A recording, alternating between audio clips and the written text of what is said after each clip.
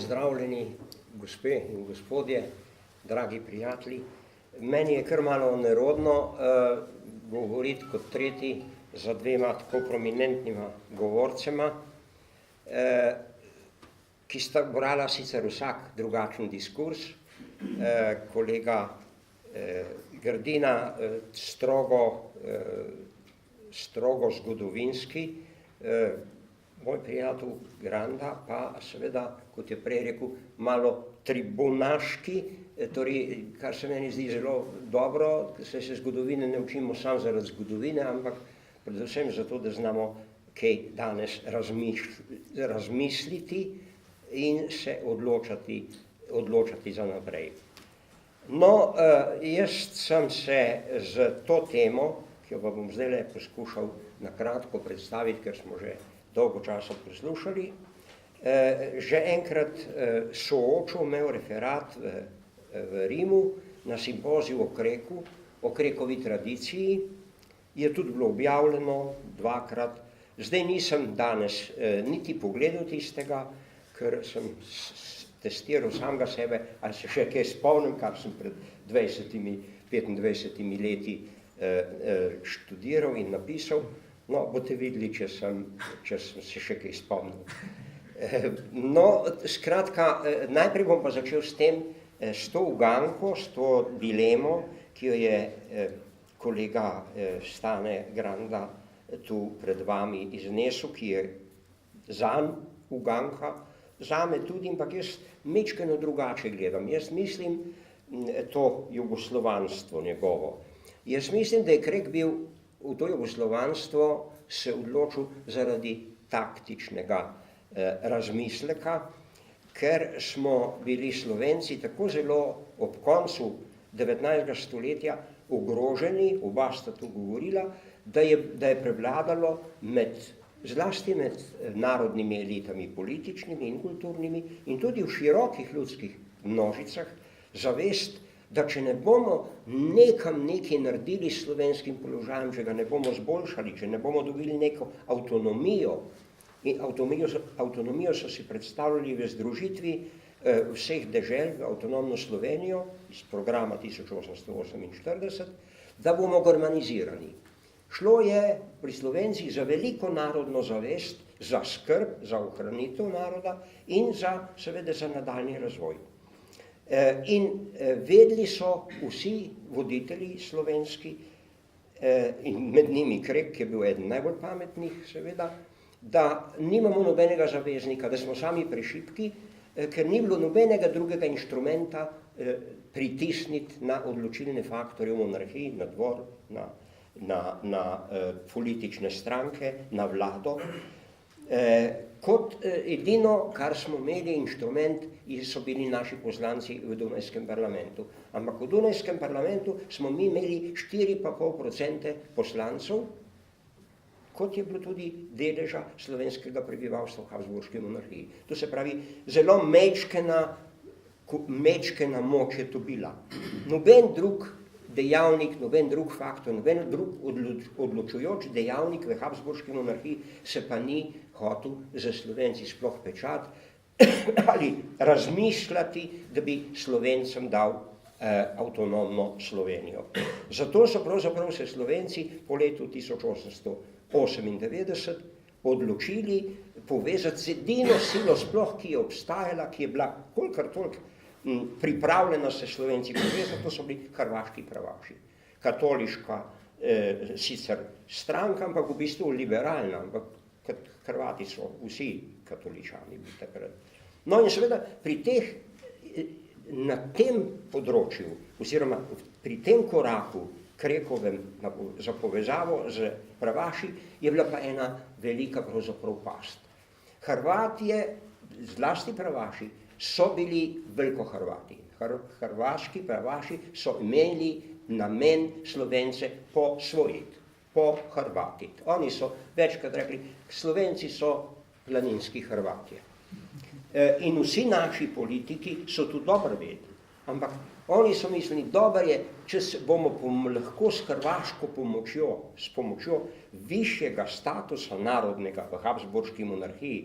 Hrvatje so imeli veliko avtonomijo, avtonomno banovino, svojo vlado z banom, tudi del zakonodaje in tako naprej. In smo slovenski, torej narodnjaki, katoliški, kateri rečejo klerikalci, ampak midva z kolegom Grdino smo s tem terminom klerikalci precej opravlja v slovenski zgodovini, jih imenujemo tako, kot so se imenovali sami. Ker če bi mi drugi klerikalci so bili izraz njihovih nasprotnikov. Ne? Ker če bi pa mi zdaj uporabljali izraze nasprotnikov za kakšna gibanja, bi pa v kakšnem gibanju, ki visoko v zgodovini kotira, imeli zelo čudne prekucuhi, lenuhi ali kaj takega. Ne, to pa ne gre. Skratka, moramo vedeti, da je skratka s tem korakom Slovenske ljudske stranke, ki se je odločila za sodelovanje z Hrvati, bila ta tvegana poteza, to tveganost, da bodo Hrvati nas počas stiskali. Ampak Krek in voditelji Slovenske ljudske stranke so mislili, važno je, da se mi odtrgamo iz te nemške nadvlade, sej s brati Hrvati bomo že nekako potem v neki jugoslovanski skupnosti. Zdaj, kako je pol bilo, vemo, ampak Krek tega ni dočakal, ampak njegov glavni sodelavc, glavni soborc je že, in zato v Majniški deklaraciji, ki jo je Krek sformuliral maja 1917, zdaj le bo 100 let, ni bilo napisano nič o zedinjeni Sloveniji, ampak samo združitev vseh Srbov, Hrvatov in Slovencev iz ozemlja Habsburške monarhije v samostojno državno telo, prosto vsakega tujega gospodstva, pod Habsburškim žezlom. No, ampak da so Slovenci pa vedeli, da ne bo nič s tako centralistično državo, da morajo v taki centralistični državi imeti svojo avtonomijo, so pa že 2 meseca pred propadom Habsburške monarhije, že sredi avgusta 1918 zapisali v Narodnem svetu, septembra, Narodni svet je ustanovljen, Narodni svet za Slovenijo je ustanovljen sredi avgusta, sredi septembra pa odsek ustavnopravni Narodnega sveta govori o tej državi, kako naj bo urejena. In eden najboljših ekspertov v Slovenski ljudski stranki, Fran Šukle, je rekel, ta država, Jugoslavija, takrat nišče ne misli tako Jugoslavijo, veliko Srbijo, ampak iz ozemlja Habsburške monarhije, če preprosto rečem, Slovenija, Hrvaška, Bosna in Hercegovina. Ta država naj bo sestavljena, naj bo narejena na osnovi narodnih avtonomnih enot. 3 enote so predvideli. Ena bi bila Slovenija z Istro, druga bi bila Hrvaška s Slavonijo in tretja bi bila Bosna in Hercegovina z Dalmacijo. Zelo prefrigana ureditev bi to bila, ker s tem bi se pravzaprav hrvaški imperializem najmočnejšega naroda nekako ublažil, ker v tej tripartitni državi bi samo v eni enoti bili Hrvati popolni gospodari, v Sloveniji bi bili, pa v Istri bi bili Slovenci, v tisti bosansko-dalmatinski bi bila pa zelo mešana. Ne? Tako da ne bi prišla hrvaška hegemonija do takšnega izraza. No, to je potem, ta predlog bil objavljen v Slovencu, ta predlog je seveda blagoslovu podprl načelnik Slovenske ljudske stranke, Korošec, in ga je objavil v začetku oktobra. Ampak kdo je skočil proti njemu?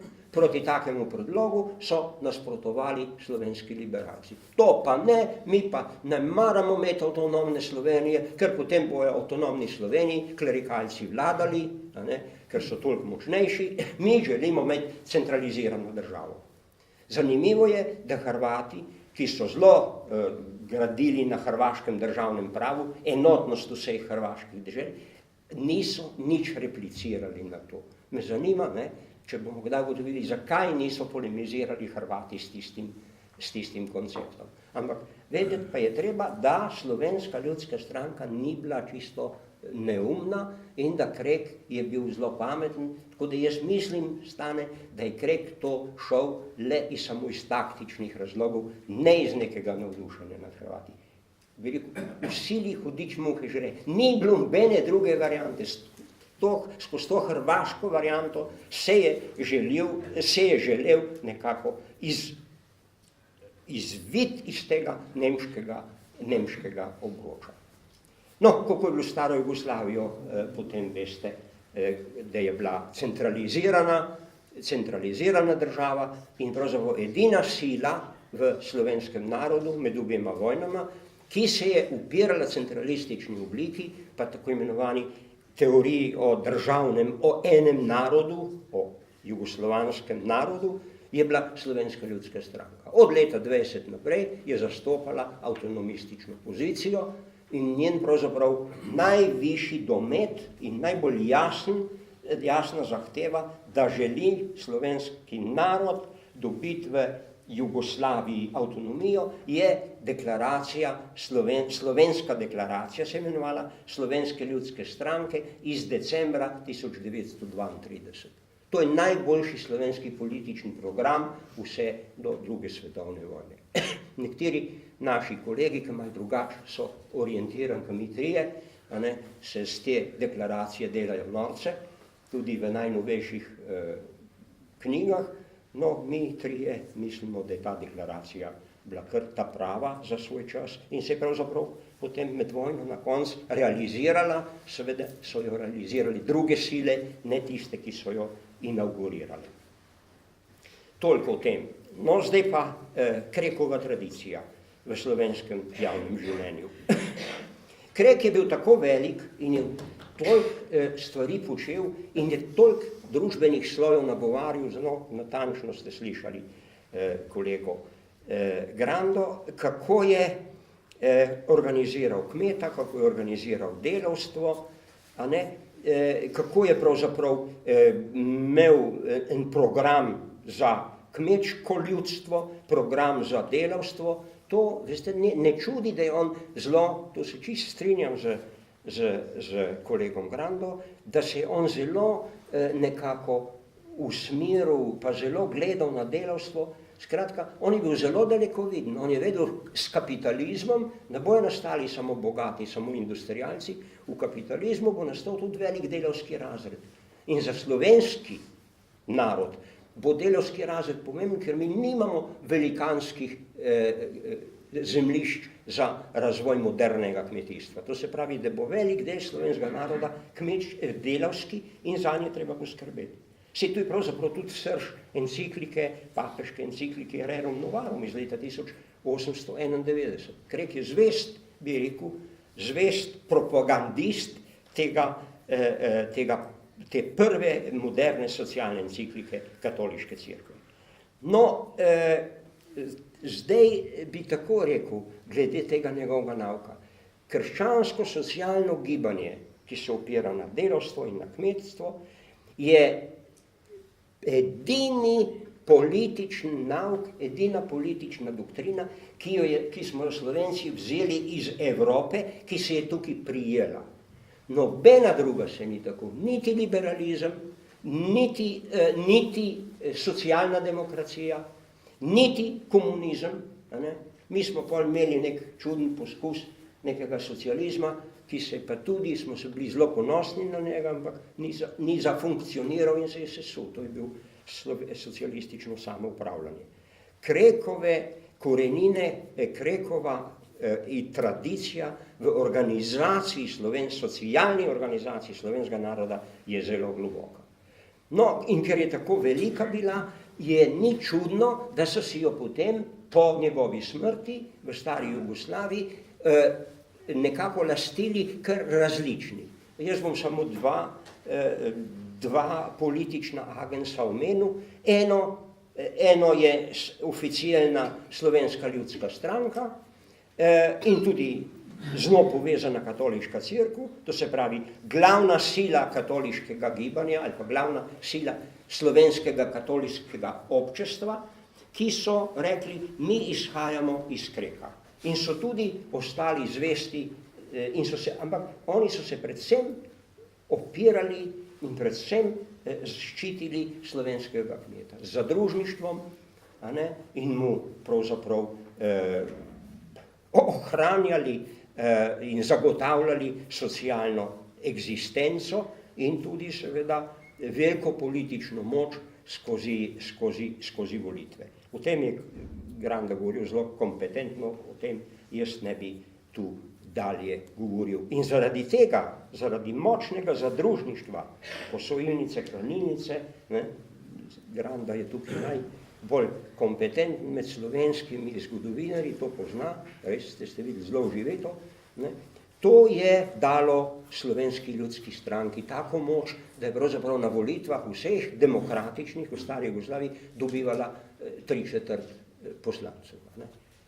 Vsaj 2/3 pa glasov, ker je bil pa volilni sistem mečken bolj tako na pol večinski, je dobila še več, kot je imela, ampak brez dvoma 2/3 slovenskega volilnega telesa voli Slovensko ljudsko stranko.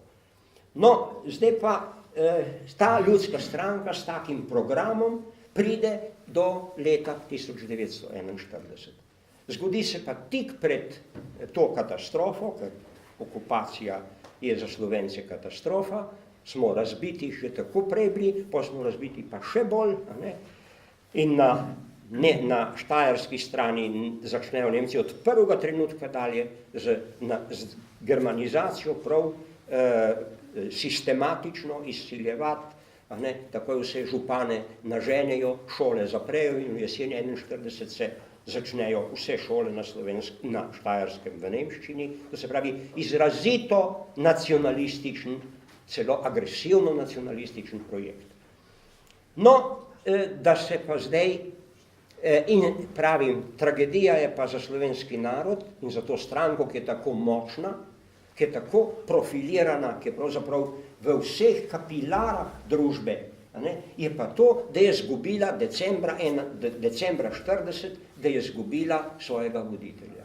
Imenitnega politika, jaz mislim, da poleg Kreka je Korošec najbolj politik in seveda mojster parlamentarne igre, velik politični taktik, on je spoznal na politiko parlamentarne igre, čeprav je prišel iz enega načina parlamentarnega dela iz Dunaja, ki je bil mečken bolj pravno stabilni in tako naprej, bolj, le če besedo uporabim, le mečkeno bolj pošten kot tista beograjska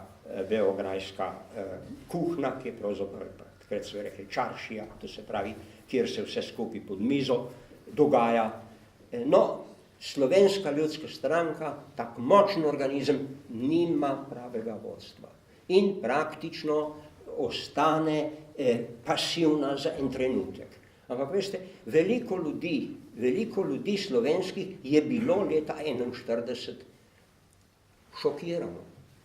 Nenadoma smo izgubili državo. Kaj bo? Počakati bomo morali, bomo videli, a bomo zdaj kar mišli v odpor, pa takoj streljali, se nas bodo zmleli v trenutku.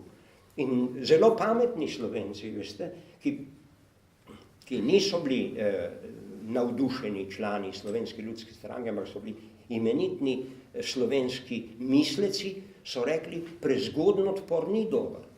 Mislim tukaj na enega imenitnega slovenskega pravnika, političnega misleca, tudi politika, Lojzeta Udeta, ki je napisal, veste, odpor proti okupatorju je že častno dejanje, ampak je treba biti malo s pametjo, kjer mora zahtevati danes, kdo šunta Slovence, da ne gremo takoj v odpor z glavo, razumete,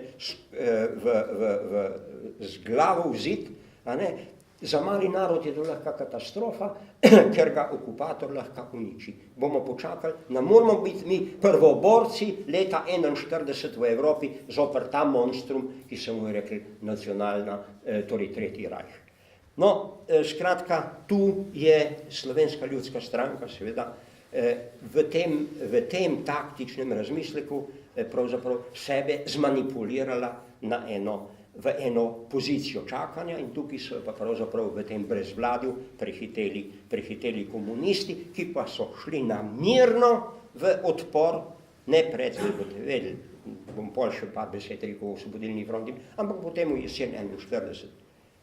Namirno, da bi pokazali, da vsa ljudska stranka, ki je tako močna njihov konkurent, ni nič sposobna. Namirno v odpor tudi na račun žrtvovanja slovenskega ljudstva.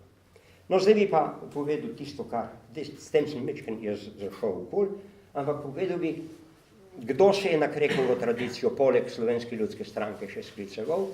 Slovensko krščansko delavstvo. Slovensko krščansko delavstvo, ki je bilo od 1894, ko se je ustanovilo, organiziral ga je Krek, se je potem po prvi svetovni vojni precej radikaliziralo kot povsod po Evropi. Veste, prva svetovna vojna je prinesla pravi socialni in duhovni pretres, zlasti za preproste ljudi. Veste, če si predstavljate, da so ljudje, delavci ali kmetje na fronti ležali 3 leta v jarku, a veste, da so izgubili čisto vse iluzije, čisto vse ideale, čisto vse spoštovanje do avtoritet prejšnjih, ki so jih pravzaprav pripeljali v vojno, kjer so oni izgubljali svoja življenja, kjer so vedeli, kako se slabo godi njihovim družinam in zato je bila revolucionarnost tako velika, če jaz rečem revolucionarnost, da ne boste mislili, da mislim kakšno boljševiško revolucionarnost, ampak to, prišel sem domov, ti župan si tudi bil pri tisti stranki, pa še hecu si me za vojno posojilo, ti si lepo ostal tukaj doma, jaz sem pa tam v Galiciji, pa potem še na Soški fronti potrpel. Klinc te gleda, ne maram ti več verjeti.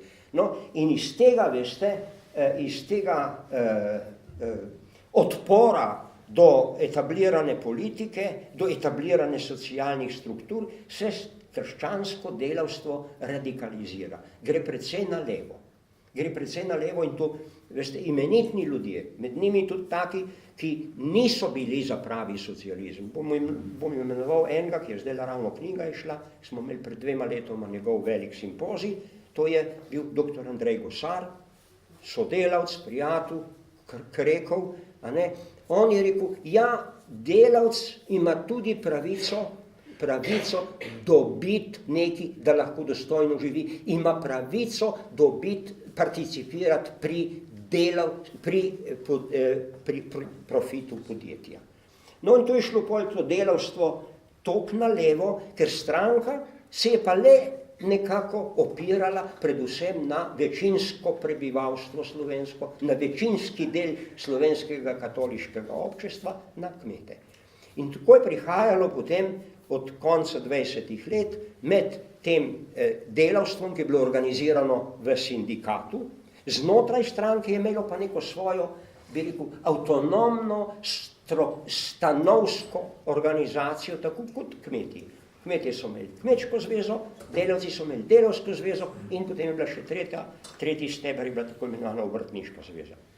No in v začetku 30. let je to delavstvo, krščanski socialisti, šlo tako zelo na levo, da je pravzaprav sprejemalo socialdemokratski program, program delavskega boja, delavske družbe naj bi bila, s tem, da so ostali vsi verni kristjani.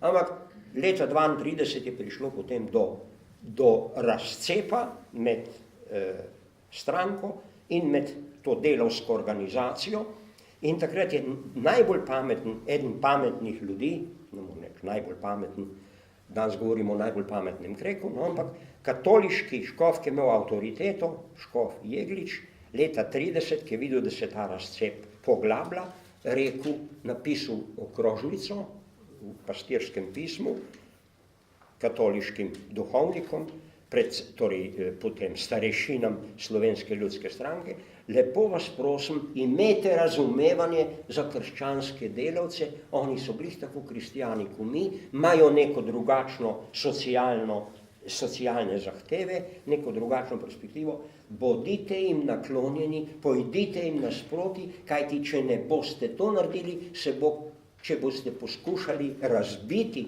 to delavsko organizacijo, ki se je pa sklicevala ravno tako na Kreka kot klerikalna stranka. Če se bo poskušalo razbiti to delavsko organizacijo, to so besede Jegličeve, bo to velika škoda, to bo katastrofa za slovenski narod. No in s tem zdaj končam, kaj se je zgodilo. Stranka je pritiskala na krščanske socialiste, oni so bili tukaj dobro že organizirani, bilo jih je pa 8000. Približno, zdaj pa povem, 8-krat več, kot je bilo komunistov leta 1941. 8-krat več. In krščanski socialisti so šli v osvobodilno fronto. Ne z velikim veseljem vsi, zlasti krščansko-socialistična inteligenca je dolgo cincala, mislim, Kozbek pa še nekateri drugi, kam, ker je videla, kako je ta osvobodilna fronta postala od prvega dne monopolizirana strani komunistične stranke. Ampak potem je ni ostalo kam drugam, lahko bi še malo čakali in če bi čakali, bi sigurno osvobodilna fronta ne mogla tako zelo zgodaj zgrabiti partija ne bi mogla zgrabiti celo osvobodilno fronto, že od 16. septembra in 16. septembra deklarirati, 16. septembra 1941 deklarirati, da je ona vodstvo slovenskega naroda. Da je vrhovni plenum osvobodilne fronte istočasno tudi Slovenski narodno-osvobodilni odbor. Slušajte, kakšen akt. In prepovedati vsem drugim, da se ne smejo organizirati, celo ne organizirati v odporu zoper okupatorja. Skratka, popolna monopolizacija slovenskega odporniškega gibanja in popolna dominacija nad slovenskim narodom, ki je pa pripeljalo do zmage revolucije in potem do vsega tega, kar smo doživeli in nekatere posledice tega še danes uživamo. Hvala lepa.